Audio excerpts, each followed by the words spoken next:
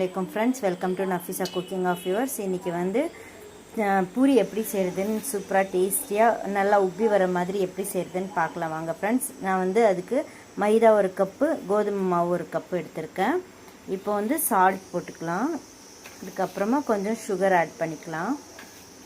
சால்ட்டும் சுகரும் ரெண்டுமே ஆட் பண்ணிக்கிட்டேன். இப்போ வந்து பேக்கிங் சோடா வந்து கொஞ்சம் ஆட் பண்ணிக்கலாம்.